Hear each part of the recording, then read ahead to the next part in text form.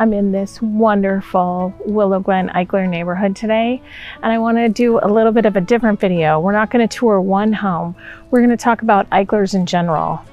You know, if you buy an Eichler, you're buying a home that was built in probably the 50s.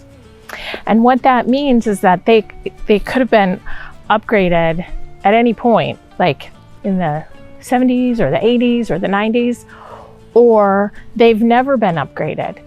The same is true if you buy any home in the 50s. You could be buying any manner of remodel, or you could be buying an untouched home.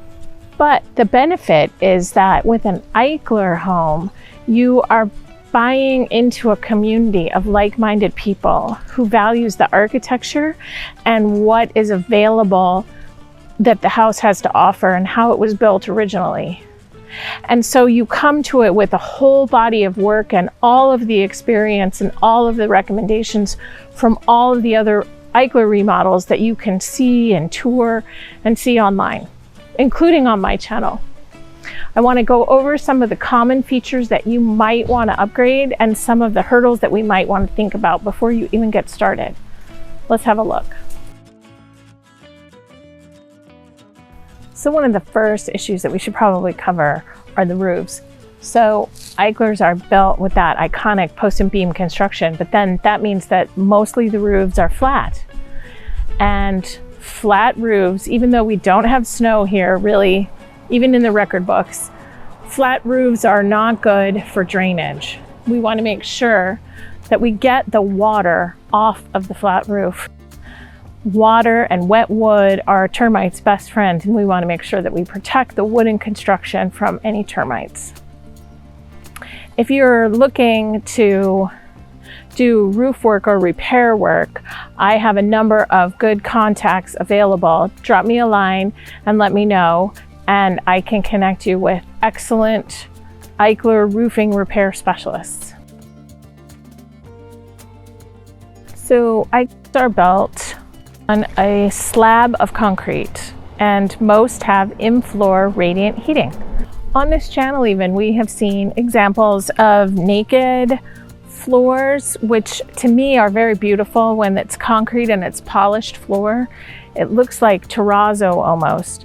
We saw a lot of terrazzo in the 50s when we're looking at maybe some old courthouses, or a lot of airports have terrazzo floors.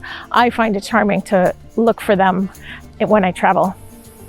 In this concrete floor, there is radiant in-floor heat. You can see as we tour, you can see lots of different examples of surfaces that they have done either as an upgrade or a maintain throughout the years. When we look at Eichler floors, you can see all manner of treatments, from the naked polished concrete, which I think is very beautiful, all the way to different overlayments that you can find.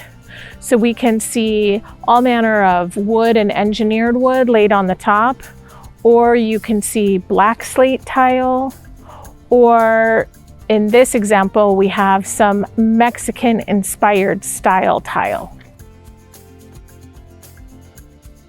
When we talk about floor and the in-floor radiant heat, it's important to look at the system that's in place now and learn all that you can about how that system has been maintained and how it's functioning. There are in-floor radiant heat specialists who can come and test the system and let you know how it's functioning and how it's been maintained.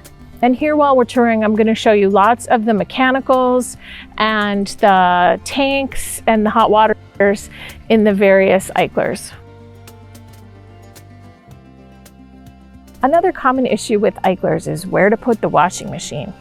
Some of the older Eichlers were built with the washing machine in the center of the house, which makes good sense from a functionality standpoint. And they were built in a closet that's adjacent to the bathroom.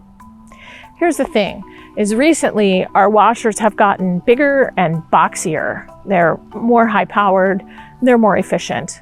But what that means is they don't fit into the place where the Eichlers have room for them. In some Eichlers, what I've seen is people have just taken the doors off and let them stick out a little bit and still maintain their space in the middle of the home.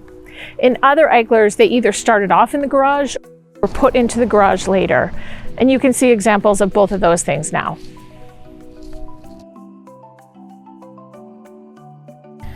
And while we're talking about garages, in 1950s America, in the early 50s, most of the families only had one car. So a lot of the Eichlers were built with a single car garage. Some Eichlers were built with an additional carport at the entryway, and you can see examples of that as well. There are also many two-car garage models. The original Eichlers with two-car garages were built with side-by-side sliding barn-style garage doors. This is a really beautiful design feature, and it might work for you. But if you wanted to, clearly you can convert that to rolling garage doors and install a garage door opener. One of the central features of an Eichler is the post and beam construction and the clear story windows. Most Eichlers have a full wall of glass in the back and a view to the backyard. Many of the atrium models have two full walls of glass leading into the atrium, and this allows indoor-outdoor living and seamless California-style enjoyment of the weather. But there's also a lot of glass surfaces, and when you tour an Eichler and you're looking to buy one, look to see if the glass has been replaced in some of the areas or if it's original. I see about half and half now, so that's something that you should examine before you buy it. There would be two reasons to upgrade the glass. Number one, for safety.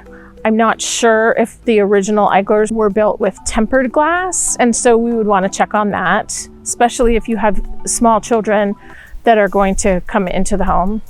And the other issue is just economy and efficiency for the environment and for your house is double paned. Those are going to keep the cool air in and the hot air out. And so you might want to upgrade just for an efficiency standpoint.